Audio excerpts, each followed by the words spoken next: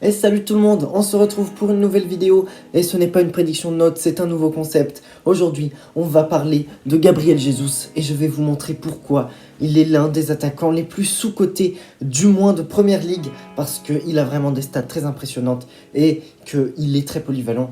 Bref, on va voir tout ça dans cette nouvelle vidéo. Dans ce nouveau format, je vais créer une playlist. Je pense que ça va s'appeler un truc genre à la loupe ou un truc comme ça. En gros, on va s'attarder sur un joueur. C'est le premier épisode et on s'attaque à Gabriel Jesus parce que il y a beaucoup de choses à dire sur ce joueur. Alors d'abord, ce qu'il faut savoir, c'est qu'il est encore jeune, il a 25 ans et qu'il a commencé sa carrière en Europe il y a 6 ans, donc en 2016-2017, avec des stats très impressionnantes parce qu'en Première Ligue, c'est 10 matchs pour 7 buts et 4 passes décisives à 19 ans en Première Ligue. C'est très très fort ce qui nous a fait Gabriel Jesus. Et voilà, il a tout de suite montré qu'il pouvait s'acclimater à l'Angleterre alors qu'il vient du Brésil à 19 ans. Donc c'est déjà très très fort de sa part d'avoir des stats comme ça dès le début de sa carrière. Donc déjà, premier point, c'est un joueur très précoce. Gabriel Jesus, nickel. Ensuite, sa dernière saison en Première Ligue à Manchester City, c'était 28 matchs en Première Ligue, je précise en Première Ligue seulement, pour 8 buts et 9 passes décisives. Donc c'est des stats plutôt correctes, mais c'est pas du tout ses plus impressionnantes. Il nous a fait des saisons à plus de 20 buts en Première Ligue, et c'est vous dire à quel point il est sous-coté, parce que maintenant les seuls joueurs qui font plus de 20 buts en Première Ligue, c'est Mohamed Salah et Heung-min Son. Donc voilà. Et ce qui est important à savoir, c'est que Gabriel Jesus, la saison dernière, il a été trimballé à pas mal de postes, notamment une bonne partie de la saison au poste d'ailier droit. Donc il nous a fait 9 passes décisives, c'est quand même plutôt pas mal, et 8 buts, ce qui fait 17 buts plus passes décisives en Première Ligue, ce qui est vraiment pas mal du tout, pour dire que personne n'en parle de cet attaquant, c'est fou. Maintenant, pour continuer avec les statistiques totales avec Manchester City, toutes compétitions confondues, donc Ligue des Champions, Première Ligue, FA Cup, etc. Je sais pas, peut-être même des matchs amicaux, bref, 233 matchs, 95 buts, 46 passes décisives.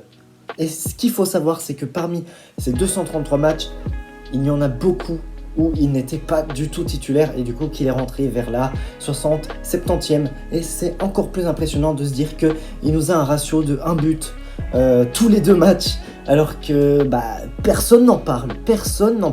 Et vous allez voir qu'il y a quelque chose d'extrêmement surprenant avec ce joueur. Ce que je veux dire par là, c'est qu'avec ses 95 buts à Manchester City, c'est le 3e meilleur buteur de l'histoire de Manchester City. C'est incroyable, personne n'en parle. C'est le 3e meilleur buteur de l'histoire de l'un des meilleurs clubs du monde actuellement. Le 2e, c'est Raheem Sterling avec 131 buts.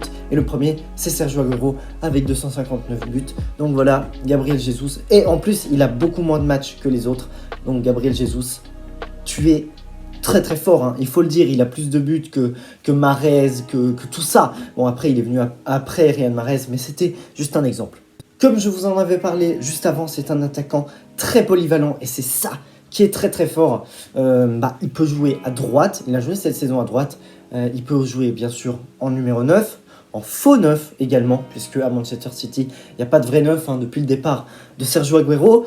Et puis il peut aussi jouer ailier gauche, c'est un attaquant très complet, il a de l'excellente qualité technique, une vitesse vraiment très impressionnante bien sûr, une qualité de finition plutôt pas mal, et bien sûr une très bonne qualité de passe. Donc c'est un attaquant très complet. Et puis maintenant à Arsenal, je pense que ce qu'il faut à Gabriel Jesus pour prouver au monde entier ce dont il est capable, c'est un club qui va plutôt jouer pour lui, parce qu'à Manchester City, il y a beaucoup de grands joueurs, tandis qu'Arsenal, il y en a moins, si on peut dire ça comme ça. Et du coup, Jesus va jouer seul en pointe, je pense, et il va pouvoir peut-être nous marquer plus de 20 buts en Première Ligue la saison prochaine.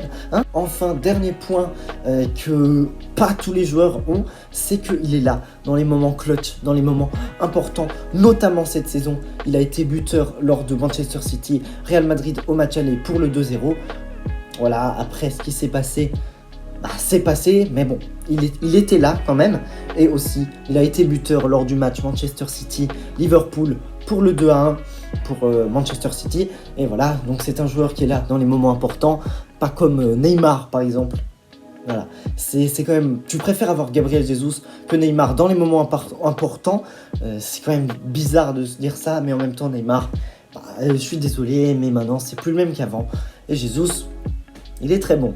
Voilà, c'est déjà la fin de cette courte vidéo. C'est un format assez court, je pense, qui va durer maximum, je dis bien un grand maximum 10 minutes. On va rentrer dans les détails avec un joueur de notre choix, tout simplement. Aujourd'hui, c'était Gabriel Jesus. Je pensais que c'était important de parler de lui avec son transfert à Arsenal pour 52 millions d'euros. Et du coup, voilà, j'espère que ce concept vous a plu et on se retrouve à la prochaine. Salut!